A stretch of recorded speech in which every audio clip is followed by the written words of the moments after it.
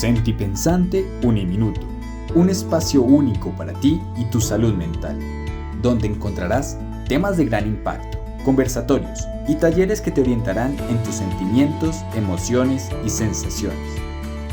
Bienvenidos a la comunidad que te hará vibrar en buena onda. Hola Sentipensantes, les damos la bienvenida a esta segunda parte de este episodio con el cual vamos a darles las respuestas de nuestros participantes para que se puedan ubicar en sus contextos. Esperamos que en este episodio podamos cerrar y concluir con la temática, que realmente también lo disfruten bastante. Entonces, pues sin más preámbulo, retomemos. Acá también quiero hacer un pequeño clip, por así decirlo, y es, bueno, en el anterior episodio hablamos un poco más a detalle acerca de la salud mental y la relación pues con la salud física. Sin embargo, por si no lo han escuchado, escúchenlo. También puede pues recordarles un poco acerca de qué es la salud mental y pues para que también se pongan como en contexto al escuchar pues las historias que a continuación vamos a poner. Y es que la salud mental básicamente es un estado dinámico, si todos tenemos salud mental. Y esta se puede ver alterada, por ejemplo, cuando tenemos periodos prolongados de estrés, ¿sí? O cuando, por ejemplo, tenemos una situación o algún problema que sentimos que de pronto nos desborda o que, no sé, es más grande que nosotros, así como cuando uno dice, es que este problema me supera y nos puede generar de pronto algunas alteraciones del estado de ánimo, insomnio, dificultades para comer, entre otras, y no necesariamente crear o generar o derivar un trastorno de salud mental, ¿sí? Uno puede pasar por episodios de tristeza profunda, sin necesidad de ya irnos a un trastorno de depresión crónica o clínica necesariamente. Ojo acá, si tenemos procesos y la salud mental, nuestra salud mental se ve afectada por un periodo en serio extenuante largo, si es necesario igual recurrir a apoyo y mirar, porque sí puede ser un factor predeterminante para poder desarrollar algún trastorno, pero no necesariamente significa que todas aquellas personas que tienen un trastorno o que tienen un diagnóstico no tienen salud mental y que aquellos que no tenemos ninguno tenemos salud mental, sino que este es un estado dinámico que puede venir a cambiar y que se puede ver afectado en cualquier momento, ¿vale? Entonces ahí pues una claridad también como para que podamos tenerlo en cuenta. Bueno, empezaré con la primera pregunta y esta es, ¿se te han presentado dificultades, necesidades o barreras al abrir espacios de inclusión en los ambientes en los que te desenvuelves? Se han presentado dificultades o necesidades en el ambiente en el que me desenvuelvo. Bueno, es necesario también tener presente que nos movemos por diferentes contextos: laboral, profesional, académico, familiar, y siempre van a haber circunstancias, eventos, algunas dificultades precisamente en la interacción con personas que cuentan con algún imaginario sobre la discapacidad. Por ejemplo, imagínense que cuando yo estaba estudiando, escenario de orden académico, y recién había adquirido la discapacidad, me encontré con una profesora, estábamos en una clase de inglés, también por la tarde, era la última clase y íbamos a presentar el primer parcial. Yo tenía algunas nociones sobre inglés y ella dijo, estaba pasando por los puestos entregando pues el parcial. Cuando llegó a donde yo estaba, dijo, Alexander, ¿usted para qué? ¿Para qué? Así lo dijo. No lo presente, ¿usted para qué?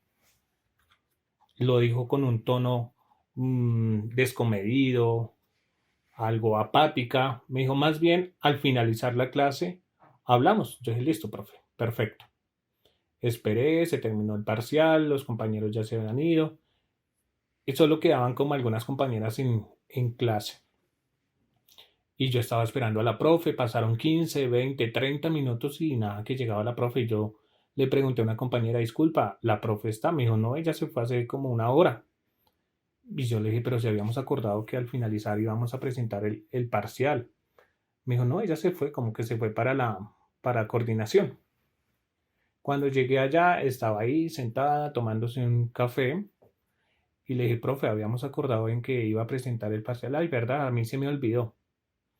Esa fue la excusa, pero siempre tuvo una actitud muy, muy apática. ¿m?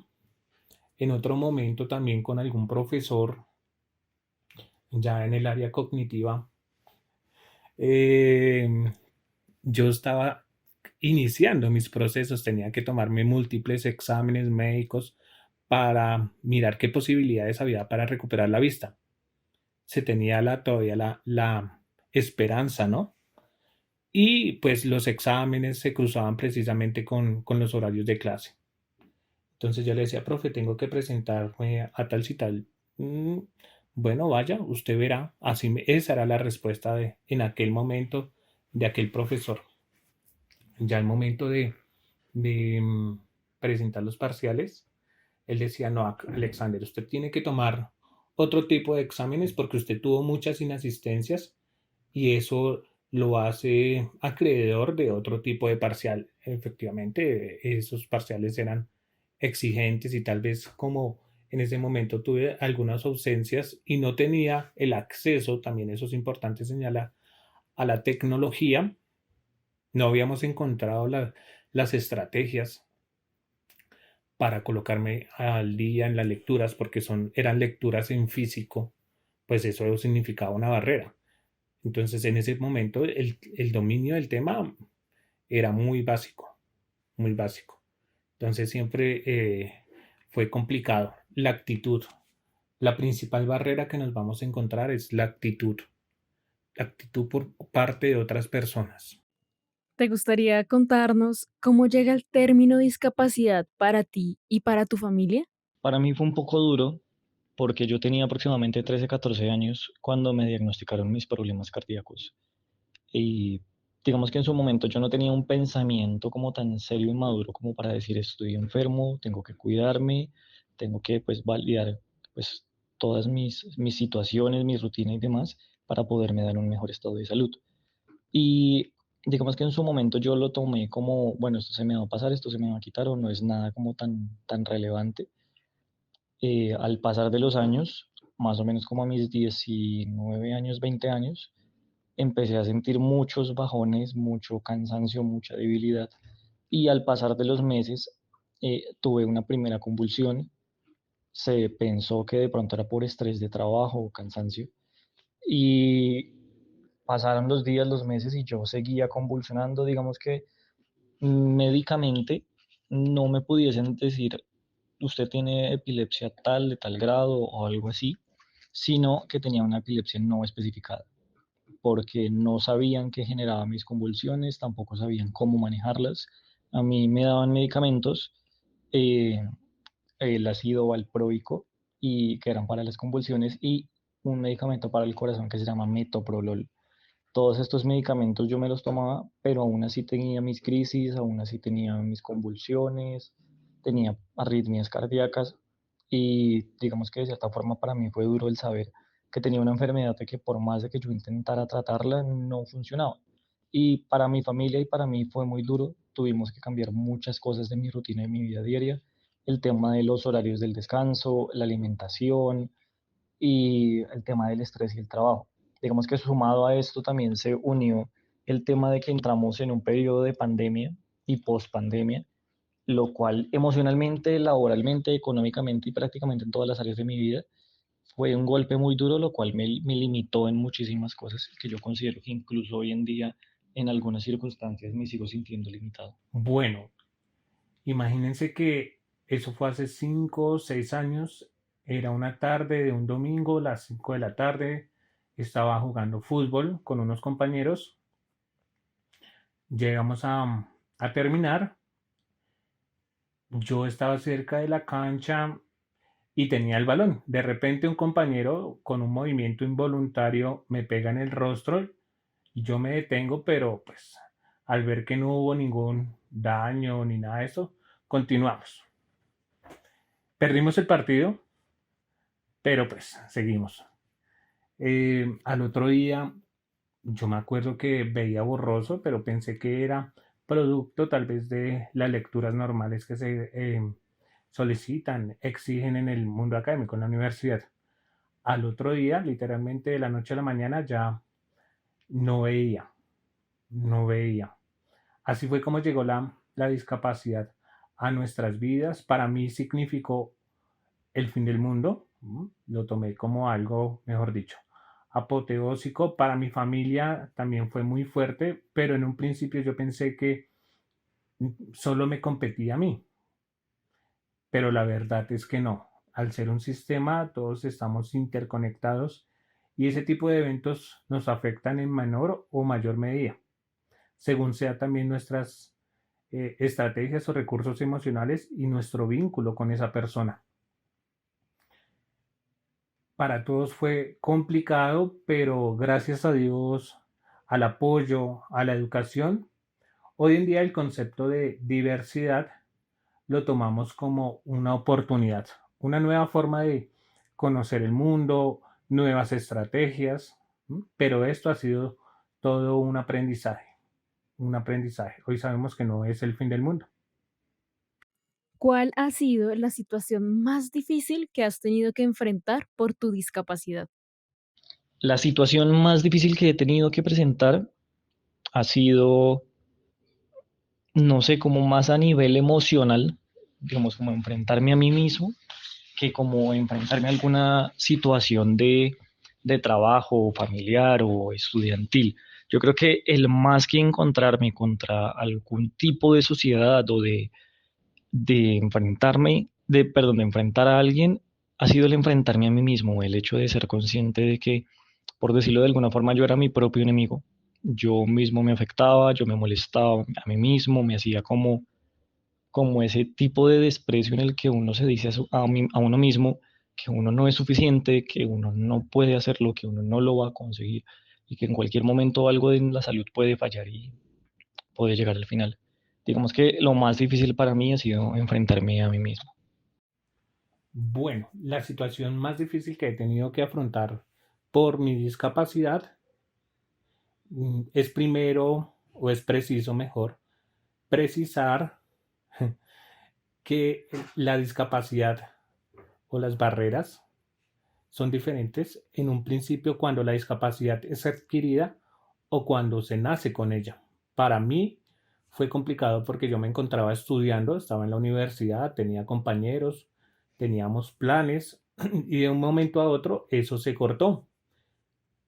Para todos fue inesperado, no sabíamos cómo reaccionar y pienso que mis compañeros como estrategia para no hacerme sentir mal, ellos continuaron yendo a cine, a partidos, a caminar, a museos, pero no me decían porque no sabían cómo se iba a reaccionar. Eso en un principio fue complicado, esa inclusión social. Luego viene ya la parte de la inclusión profesional, todavía se manejan muchos imaginarios sobre las personas con discapacidad, ¿no? Que no tenemos facultades o que nos hace falta, no sé, alguna competencia a nivel intelectual. No sé por qué piensan eso. Pero sí, encontrar después una estabilidad profesional siempre es complicado. Las barreras, las situaciones siempre se van a presentar porque aún existen muchos imaginarios equívocos de nosotros, las personas con discapacidad.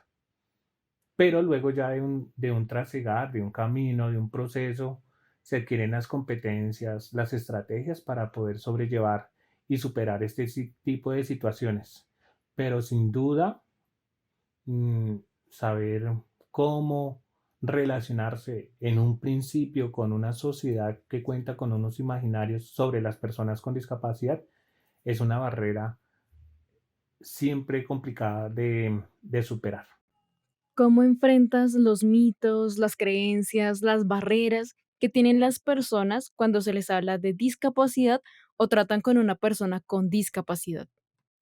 ¿Cómo afronto los imaginarios de las personas cuando tengo que relacionarme con ellas? Bueno, en un principio es súper importante identificar cuáles son esos conceptos o creencias que se tiene de la discapacidad. Por ejemplo, una vez yo estaba caminando con una amiga, mi amiga me dijo que había pasado por delante de nosotros una persona de la tercera edad, me vio y se echó la bendición, se persinó.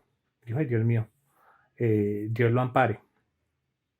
Ya con eso uno identifica ese concepto que se manejaba en algún tiempo sobre un castigo divino que se le dan a las personas con discapacidad.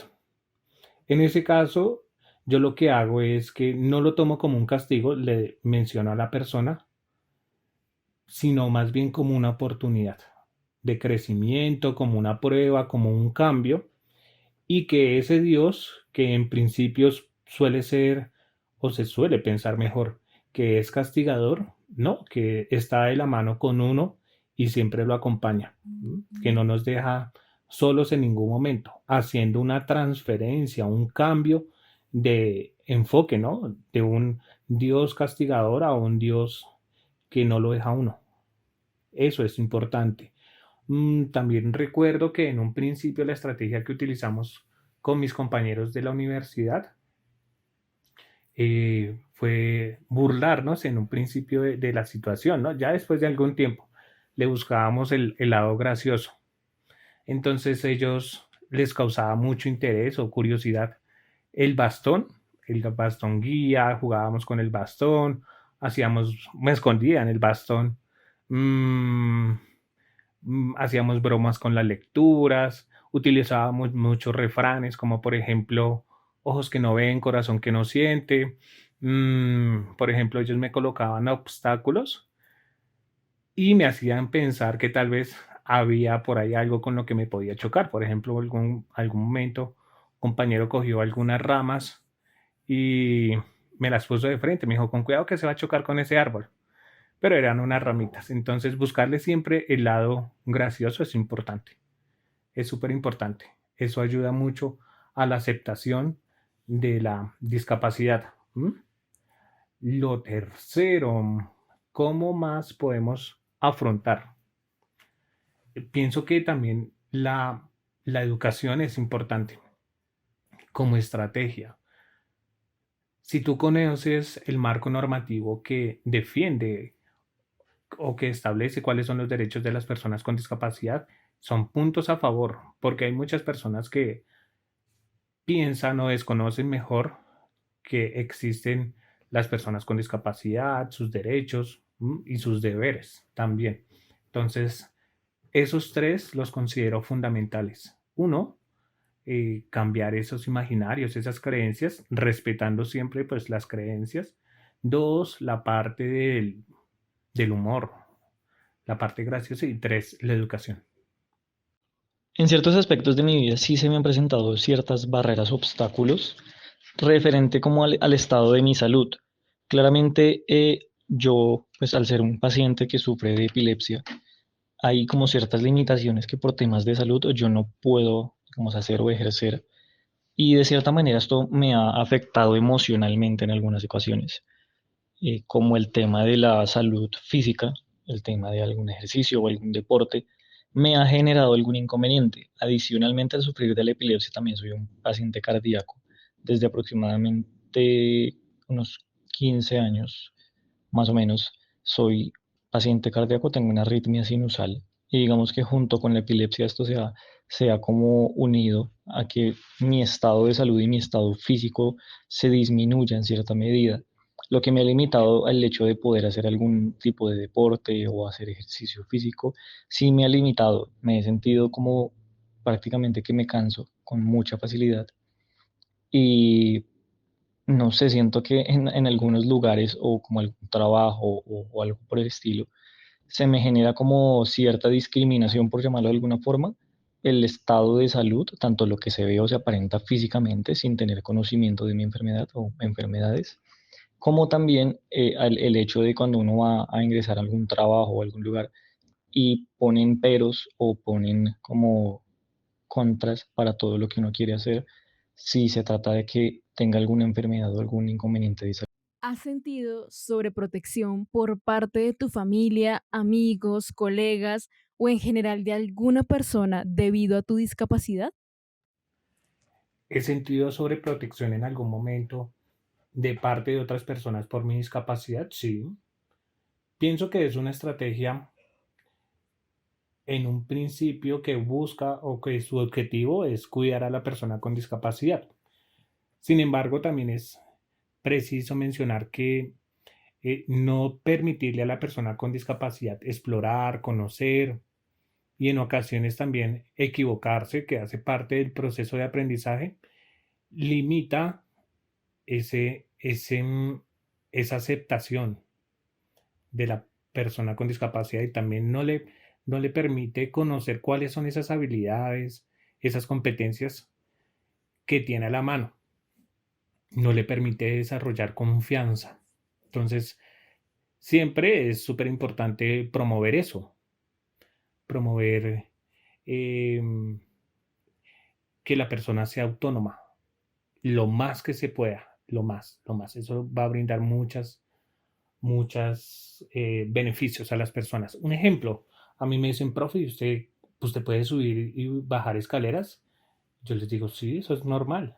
Pero muchas personas antes de ello me toman la mano, me ayudan a bajar, pero pues a mí me causa gracia, pero yo sé que ellos lo hacen como una estrategia de cuidado. Me preguntan que si yo puedo cocinar, sí, claro. Mm, o actividades de la vida cotidiana, ¿no? Como hacer oficio y todo esto. Mm, eso, eso me ha pasado. Sí, de hecho, por parte de mi familia y de mis personas cercanas, he sentido como esa sobreprotección de manera en que me indican, "No, usted no puede tomar alcohol o usted no puede tomar bebidas negras, es que usted no puede salir, es que usted no puede dormir hasta tarde". O sea, ha sido como esas ciertas sobreprotección y limitaciones a la hora de muchas veces hacer cosas muy simples. Y del mismo modo, al momento de alguna situación un poco más compleja, un poco más grave o fuerte, suele ser la sobreprotección mucho más grande. Y claramente uno es consciente de la preocupación que sienten las personas, pero hay que tener muy presente de que muchas veces sobreponemos esa sobreprotección y no tenemos en cuenta el estado de salud o los cuidados que se han tenido previamente.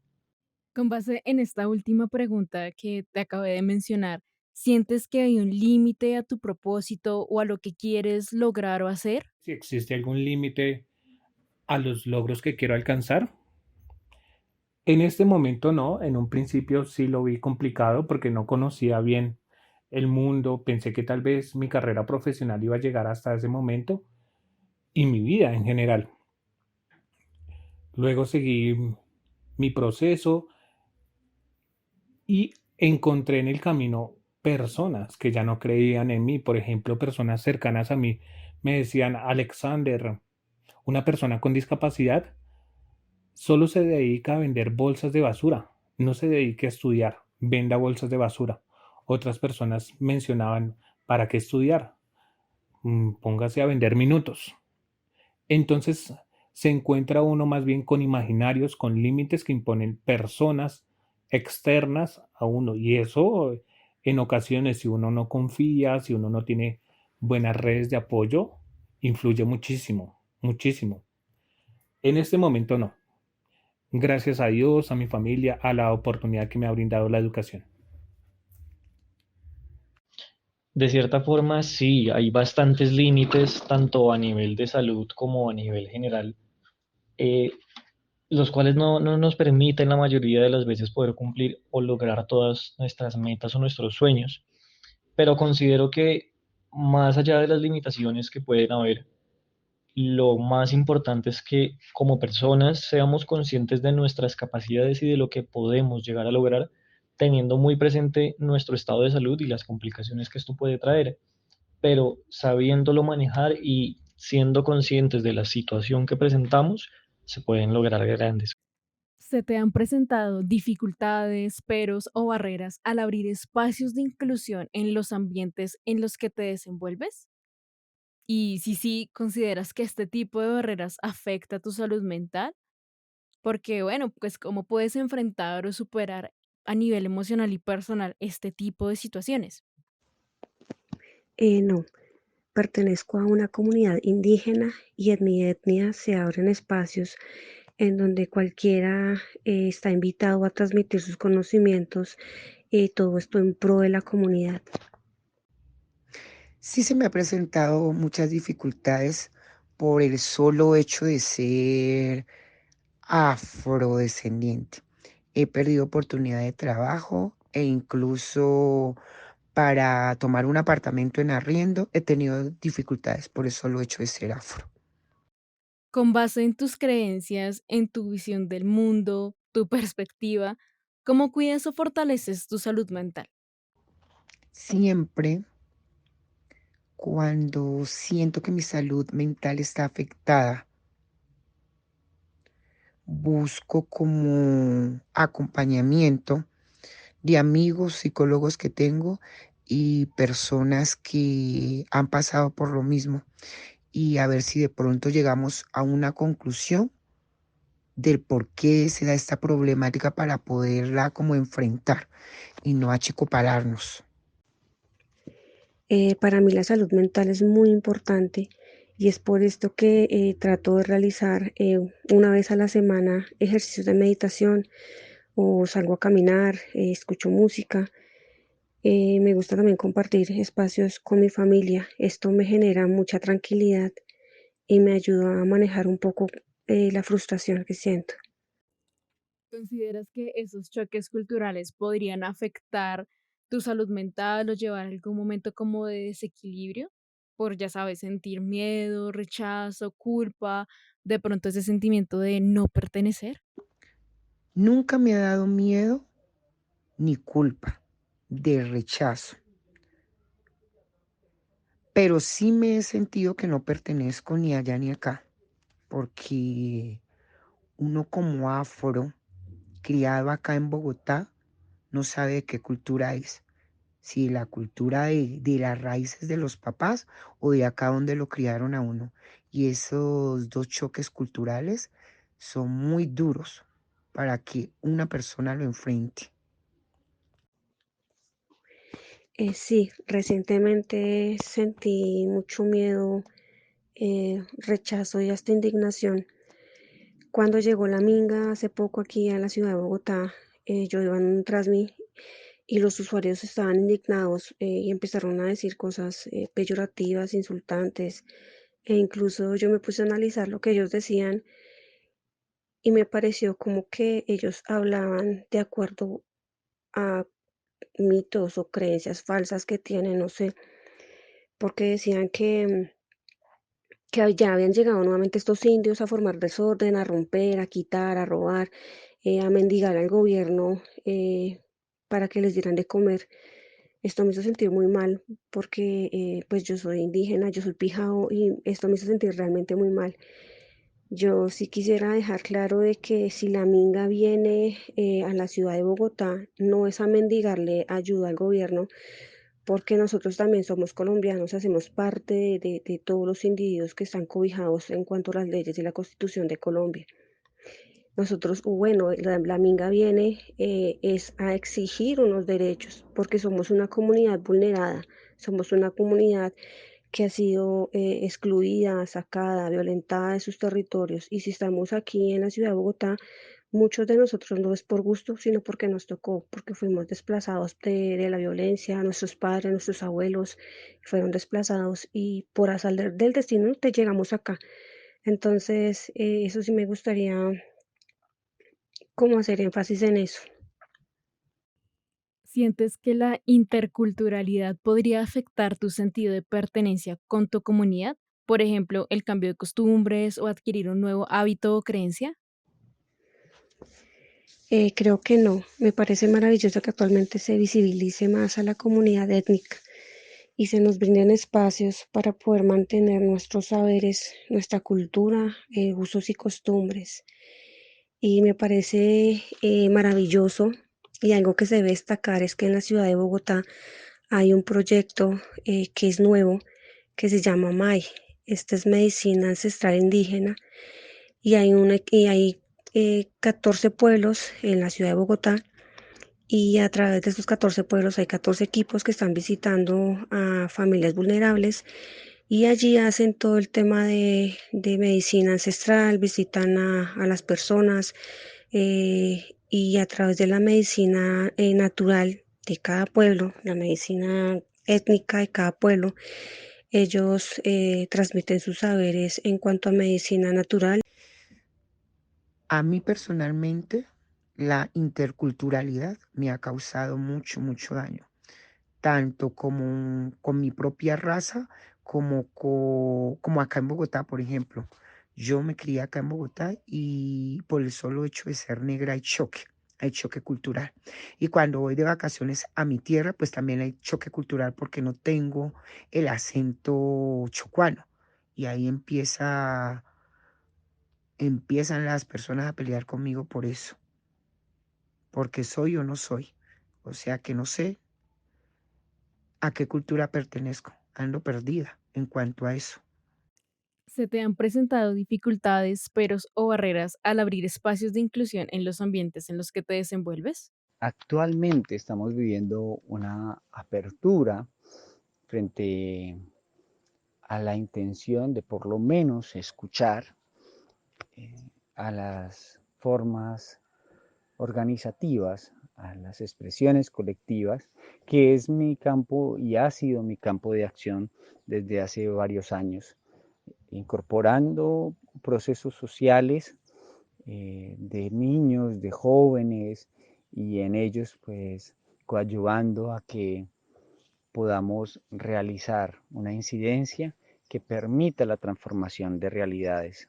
Sin embargo, eh, la consecución de las posibilidades que lleven a la materialización de esos cambios siempre tienen una resistencia, siempre manifiestan una, se manifiesta una incapacidad y, como no, también una burocracia que ralentiza y también desgasta estos procesos de incidencia.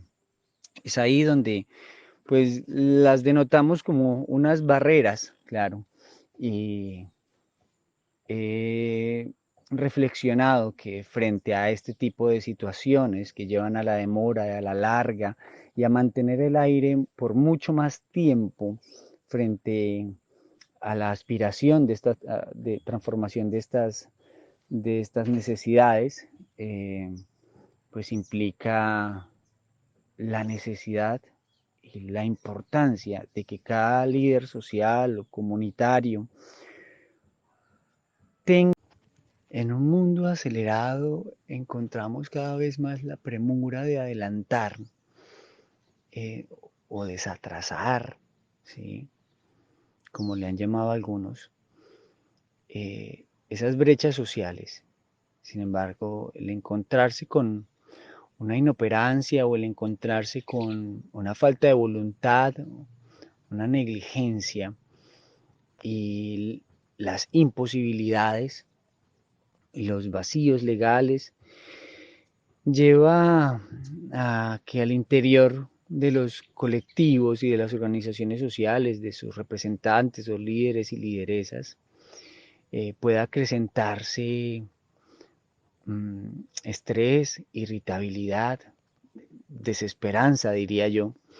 Y esa desesperanza y ese agotamiento emocional, pues a una ansiedad y por ende a mellar la salud mental a, pues a estos procesos, a las personas que integran estos procesos. ¿Actualmente consideras que lo que viviste te afecta en la misma intensidad o magnitud?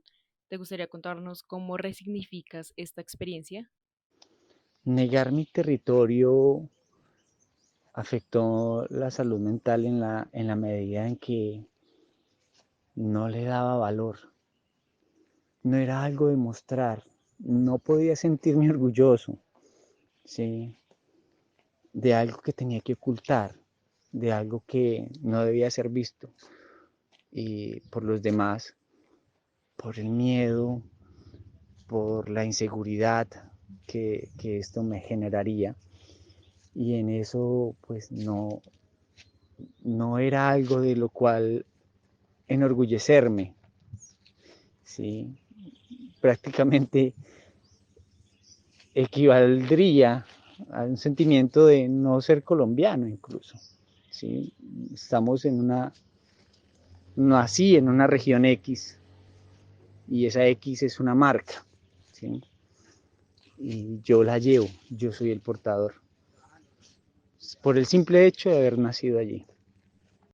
Hoy que he regresado después de mi paso por la ciudad de Bogotá y más exactamente por la academia, y de aprender desde el trabajo social las herramientas, he regresado a mi territorio para continuar haciendo lo que ya estaba haciendo 4 años antes de haber iniciado mi carrera en Bogotá, y es esa incidencia social, esa incidencia ciudadana. Y es lo que me ha movilizado, poder desarrollar desde mi comunidad acciones que resignifiquen el vivir en Río Negro, el sentir el Caquetá, el amar la Amazonía, el encontrar paz finalmente como los primeros pobladores de esta región. Listo. Bueno, bastante interesante lo que acabamos de escuchar. O sea, wow, impactada. Bueno, también queremos dar paso a otro segmento, por así decirlo, y es que a veces nos encontramos con ciertos mitos, con ciertas creencias, que también son como a veces como con esas barreras que uno mismo se pone. Entonces, aprovechando que Vivi está acá y que el objetivo principal de este episodio es que se pueda generar de pronto algún cambio, ¿sí? Que nos podamos analizar de nuestra postura, de cómo estamos actuando.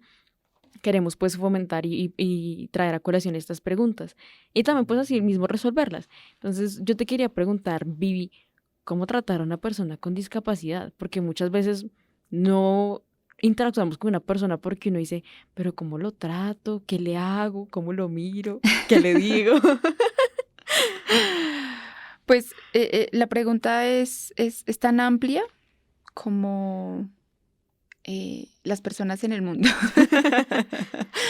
Básicamente, la única indicación para poder establecer cualquier trato con una persona con discapacidad o con cualquier persona es el respeto y el humor. Creo que por allí nuestros estudiantes mencionaban que es importante a veces no tomarse la vida tan en serio y generar en ciertas circunstancias el humor como ese elemento clave de supervivencia, de hacernos la vida amena, de poder participar de esa diversidad y poder reconocernos.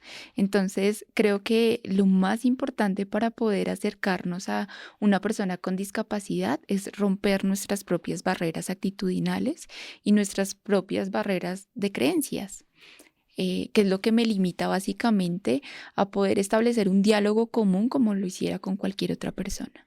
Entonces, cuando yo me habilito a romper estos criterios erróneos de enseñanza y culturales que he venido cargando por parte de mi familia, por parte de mis vecinos, por parte de mis creencias políticas, religiosas, pues me posibilita a mí encontrar la manera de poder acercarme sin ningún temor, sin ningún miedo y poder establecer una comunicación asertiva donde la otra persona básicamente ya está condicionada a su estilo de vida. Es decir, la discapacidad no está en él. Él ya ha vivido con esta situación, él ya es feliz y ya es una persona independiente que elabora, que vive, que ha tenido sus propias crisis y las ha superado. Entonces es saber que soy yo el que debo cambiar mi perspectiva y dejar esas inseguridades propias para abrirme a aprender. Ok. Básicamente las personas con discapacidad son adultos independientes.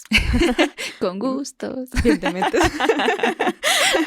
Bueno, acá algo muy importante que mencionas y que me parece chévere, no solo para las personas con discapacidad y para poder interactuar con ellas, sino en general, y es tomarse la vida suave. Sí. Aquí está el Hakuna Matata. Total.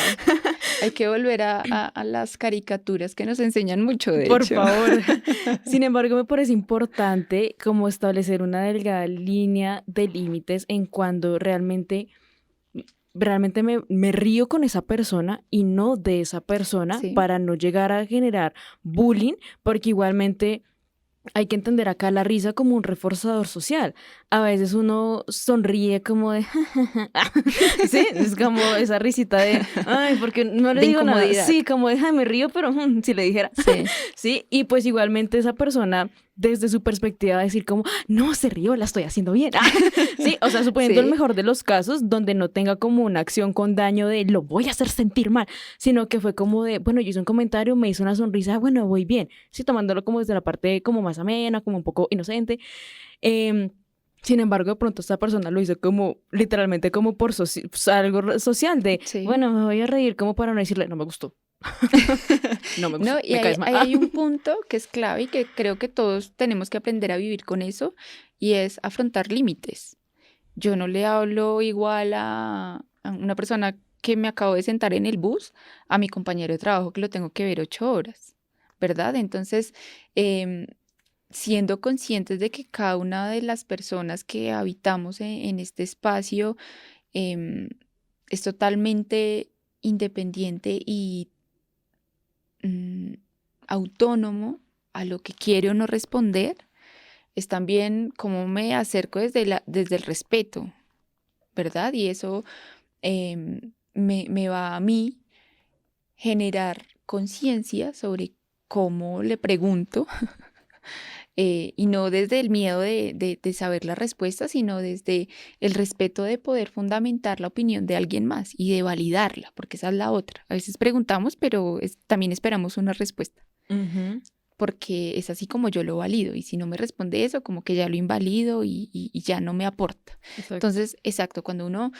pregunta, está también abierto a cualquier respuesta. Ujú, Y si la respuesta es no quiero hablar, pues está bien. sí, es soltarle el control, es darle a la persona la Exactamente. posibilidad de elegir también. Exacto, y de no pretender que porque yo soy el que pregunto me tiene que dar una respuesta que a mí me agrade o que yo quiera escuchar o que esta persona se abra en su vida, porque definitivamente también está la postura del otro y es totalmente, respetable que si esta persona no quiere entrar o ahondar en ciertos detalles, no lo haga. Y yo no tengo por qué obligarlo a hacer. Y no es una mala persona porque no me quiera responder o Ujú. porque no me quiera abrir ciertos aspectos de la vida, sino que definitivamente si uno pregunta también debe aceptar la respuesta, como venga. Totalmente. Y acá de pronto una recomendación para los oyentes, hay un tip de vida. Cuando no sepan cómo preguntar algo o no sepan si se puede preguntar, está bien, y no solamente con las personas con discapacidad, sino a nivel general, decir, oye, ¿puedo preguntarte tal cosa? Y la persona te va a decir sí o no. Sí, Y ahí le estás dando la posibilidad de elegir. Si te dice que sí, pues puedes formular tu pregunta y estar abierto a la respuesta. Si te dice que no, entender que en ese momento la persona o no quiere hablar o no te quiere responder o simplemente no está preparado para hablar del tema. Y es completamente bien. Es como si a ti te llegaran y te preguntaran de manera invasiva algo así como de, ¿qué pasó con tal? Y uno sí, ahí de, uy, espere, ¿cómo así? sí, sí, sí. Y hay momentos también, porque también Ujú. sucede que hoy, no sé, se me alborotó la chispa, amanecí con el pie izquierdo y no quiero que nadie me hable, que nadie me mire, y también es totalmente de respeto saber que esa persona no quiere hablar ese día y no quiere decir que sea una mala persona o que no quiera establecer un diálogo a futuro. Entonces, saber en qué momento preguntar, si esta persona está acompañada de alguien, pues también respetar y no invalidarlo, porque también sucede mucho, que está una persona, no sé, con discapacidad visual, con una ceguera, y está un acompañante, un familiar o un amigo, y el diálogo se intermedia como si esta persona ciega no pudiese escuchar. Ujú. Entonces le preguntamos es a su acompañante, ¿será que él quiere? Y yo, pues pregúntale a él, ¿verdad? Total, sí. Porque básicamente reconocer que hay una discapacidad no es invalidar. Él no escucha con los ojos. Exacto.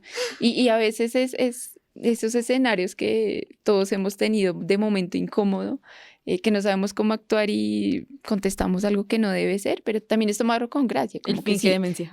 Sí, exacto. Y trata de restablecerlo. Es decir, si ya por mi miedo o por angustia entré en pánico y la embarré, hice sentir mal a una persona, también darnos la posibilidad de errar. Oye, discúlpame, Sí, de a tener estos actos de reparación también, de Exactamente. oye, qué pena, no fue con esa intención, lo siento, se me bugueó la Matrix en ese momento, se Y me el humor. reinició el Windows. Y el humor ahí también hace parte de eso, como de pasar el momento incómodo de que se nos puede saltar, porque pues nos puede pasar de obviar una situación por desconocimiento, pero intentar repararlo es vital. Exactamente, eso es muy, muy, muy importante y todos podemos hacer actos de reparación. Bueno, nos vamos con la siguiente pregunta, de ahí de los mitos y creencias, y es también cómo aclarar las realidades del conflicto armado, porque pues hay varias posturas, tanto políticas, sociales, económicas, y que acá siempre se ve como víctima y victimario. ¿Tú qué opinas? Listo, pues básicamente dentro de un país con una carga tan alta de violencia, todos somos víctimas. Todos somos víctimas porque en algún momento hemos tenido que callar, porque es nuestro método de supervivencia y que también fue enseñado. Así que más allá de ver víctimas y victimarios, que claramente las dos posturas tienen una carga diferente, porque quien asumió ser un victimario hizo daño a alguien más. em, También hay un proceso interno y un proceso de afrontar esa realidad que también lo hace víctima, que también lo hace pertenecer a esta parte de la población que de alguna manera tuvo que asumir una postura con la que estamos o no de acuerdo, pero que la tuvo que asumir y que reparar eh, a esta persona también es posibilitar el arrepentimiento, posibilitar el perdón, posibilitar la idea de una realidad que le tocó responder en este momento y que más allá de las situaciones que lo hayan motivado a estar de un lado o del otro de esta guerra interminable, es proporcionar escenarios donde él pueda retomar en sí el ser humano que de verdad es, más allá de los ciclos de violencia que hemos repetido en nuestra ciudad. Entonces, claramente hay dos posturas dentro de un escenario de violencia y más allá de tomar una postura crítica frente a estas dos posturas, es entre todos buscar un escenario de reconciliación social, porque es claro que no podemos continuar agrandando la violencia, juzgando la violencia. Y en ese escenario es importante aclarar que mi postura no debe tampoco ser una verdad absoluta. De hecho, no hay verdades absolutas. Y el poder cuestionarnos y poder escuchar y poder reflexionar hacia otra realidad, hacia otra verdad, hace parte de ese escenario mm, de reunión social, de perdón y de reconciliación que nos hace falta para poder reconstruirnos y de alguna manera actuar de manera diferente a lo que veníamos acostumbrados a hacer. Entonces, es importante que podamos entre todos ver al víctima y al victimario como una persona que necesita apoyos en diferentes ámbitos de reivindicación social, de reinserción social y que hacemos parte de generar esas respuestas diversas.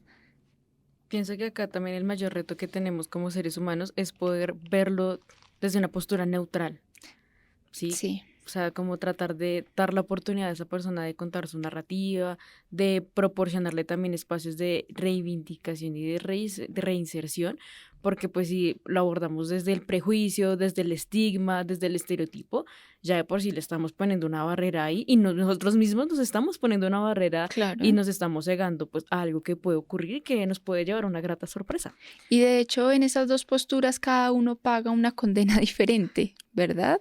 La persona que fue víctima, pues obviamente hay una carga emocional, hay una carga social, hay todo un proceso de reflexión interna y de resiliencia, donde esta persona tiene que volver a empezar, tiene que afrontar una realidad que no escogió, pero el victimario debe asumir otra realidad y es otra condena y es el reconocer lo que hizo, es cargar con la culpa también, es reconciliarse con quien lastimó, quien perjudicó sin tener muchas veces la posibilidad de negarse, porque eran órdenes.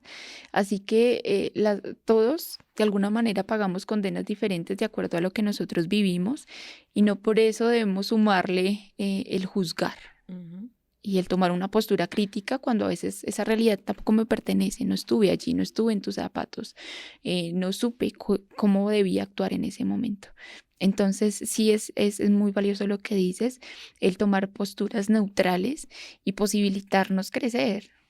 Total, aparte aquí como para picarles el bichito de la curiosidad para unos próximos episodios, también es muy importante y es un paradigma interesante para abordar y es que hay personas que no se reconocen como víctimas. Y Sí, cuando uno lo mira desde esa posición de es que tú eres una víctima, pues le estás reconfigurando el mundo a esa persona, porque si ujú, esa persona no se identifica como tal, pues ahí también se hace una acción con daño porque es decirle, reconócete como tal, porque no lo estás haciendo, mira todo lo que te pasó y es un choque sí. también, pues para esa persona muy fuerte. Bueno, vámonos también con la otra pregunta y es básicamente, bueno, se ha venido respondiendo poco a poco, pero pues acá más puntual para que Vivi también nos pueda dar como unos tips de supervivencia. Y es cómo salvarle a patria cuando dices un término incorrecto o cuando de pronto se puede herir susceptibilidades. Ya sabemos que uno es tomarlo con humor, pero de pronto alguna otra recomendación ahí que nos puedas dar. Me quedé pensando en el tema de las víctimas porque hay algo que sucede mucho y es la revictimización. Es decir, el hacer consciente de que pasamos víctimas y victimarios por una etapa de conflicto interno donde todos salimos perjudicados y lastimados, hace parte también de centrar ese proceso de manera propositiva y de manera de consolidación y reivindicación, que era lo que veníamos hablando, y no en un proceso de revictimización, porque cuando caemos, eh, aunque también pasa cuando nos dan un diagnóstico, una noticia, de revictimizarnos y de escudarnos en estos procesos de conflicto interno y de conflicto social, hace que no podamos superar ciertas barreras y que nosotros mismos nos pongamos ese impedimento a poder afrontar una nueva realidad. Ya lo que pasó, pues sucedió de alguna manera y hace parte de un compromiso propio el tomar esa historia de manera propositiva y de manera em, significativa para hacer un cambio trascendental en una realidad y no hacia la revictimización que básicamente lo que justifica simplemente es cerrarnos a cómo yo actúo sin ningún cambio. Entonces siento que desde allí y para todas las comunidades diversas, el poder trascender de una visión em, donde nos quedamos en el problema es poder trascender a esos nuevos paradigmas.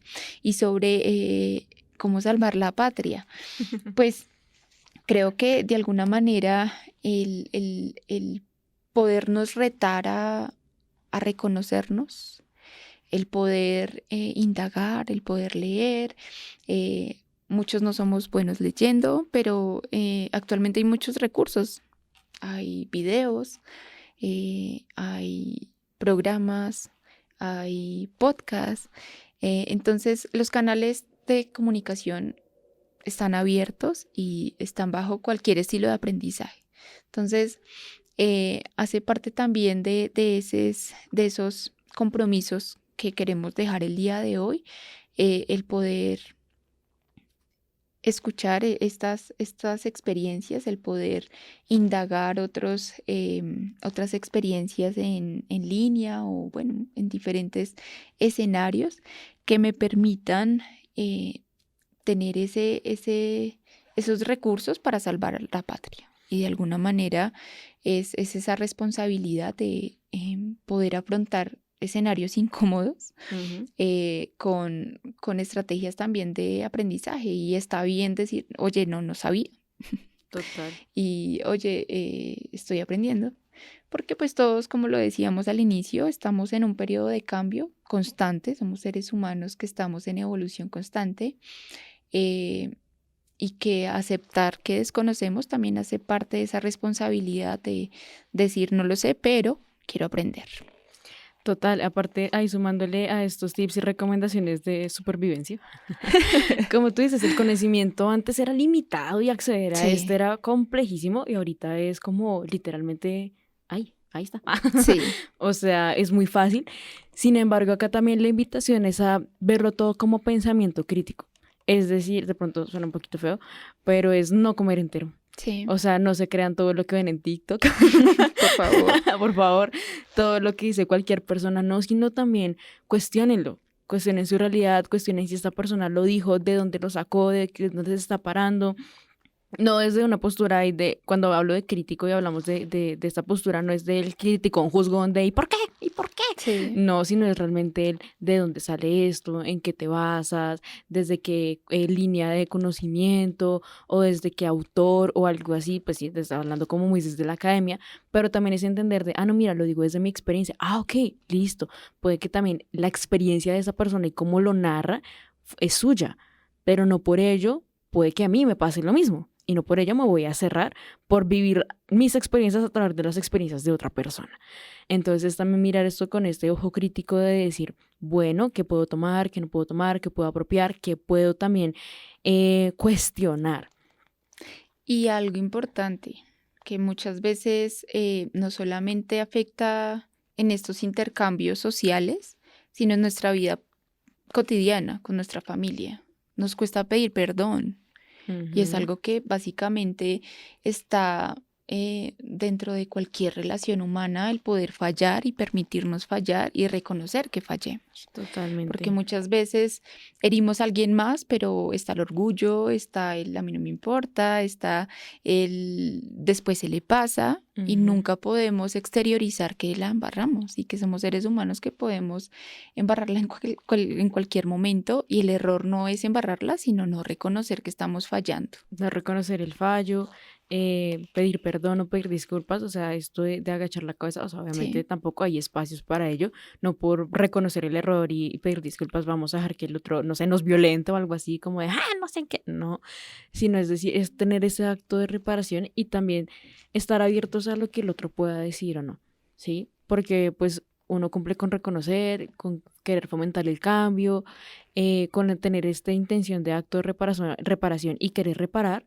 Sin embargo, también hay que tener en cuenta que no todo depende de nosotros, sino ujú, que también va a depender de otras personas. Y también poder expresar nuestras necesidades. Uno, identificarlas y dos, poder expresarlas de manera asertiva para que sea con quien sea que nos relacionemos, sea una persona diversa, entendiéndonos a nosotros mismos también de manera diversa, poder expresarlas y también poder recibirlas de si me están solicitando esto y esto y esto es por algo y ver qué dentro de mis posibilidades puedo ofrecer también. claro, y es que ahí hay un punto importante y es pensar, como lo tratábamos antes, que disculparse es que la otra tenga que aceptar sí o sí una disculpa y posiblemente no, pero este ejercicio no es frente a recibir o no el perdón, sino hacer el acto consciente de asumir un error y de aprender del error. Porque cuando yo pido disculpas, soy consciente de un error. Cuando no lo hago, pues lo obvio y posiblemente lo vuelvo a repetir. Entonces, pueden haber momentos incómodos mil y personas que lo tomen bien, personas que lo tomen mal. Eh, Disculparse es necesario, pero más allá de disculparse es no volverlo a hacer. Es Es decir, el yo ya cambio. sé que esto está mal, no lo hago, o busco cómo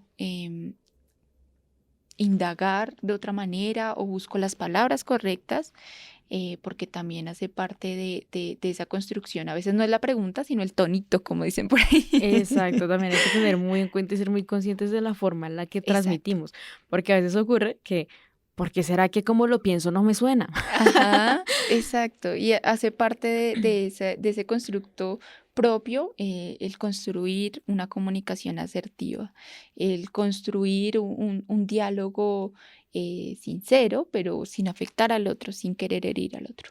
Entonces, todo obviamente bajo el humor se puede hacer, todo bajo la confianza se puede hacer, todo bajo el respeto se puede hacer, pero está en cada uno de nosotros poder fijar esos límites y plantear esos escenarios de error como un proceso también de aprendizaje. Bueno, entonces, bueno, esto es todo por este episodio. Muchísimas gracias, Vivi, por tu participación y pues a todos nuestros colaboradores que, repito, libremente y voluntariamente quisieron contar su experiencia. Esperamos que realmente les haya gustado. Claro que sí, siento que cuando asumí el reto de poder participar en este escenario, era también motivar a los oyentes a involucrarnos un poco más en estos temas y de hacernos partícipes en una construcción social donde planteemos soluciones diferentes y darle voz a mis estudiantes que de alguna manera han vivido y han tomado estrategias de afrontamiento a crisis y a fluctuaciones emocionales que posiblemente en otras circunstancias y en otras vidas y en otros casos pueden ayudar a dar una esperanza, una voz o una respuesta diferente de afrontar una realidad. Muchas gracias. A ti y a todos. Bueno, y ya literalmente para cerrar, pues extenderles la invitación a replantearse esas realidades, a realmente abrir como esa posibilidad a vivir nuevos escenarios, a también permitirse fallar, pero reconocer ese fallo para no perpetuar de pronto otras acciones con daño y de construirnos y construirnos. Entonces, esperamos que les haya gustado.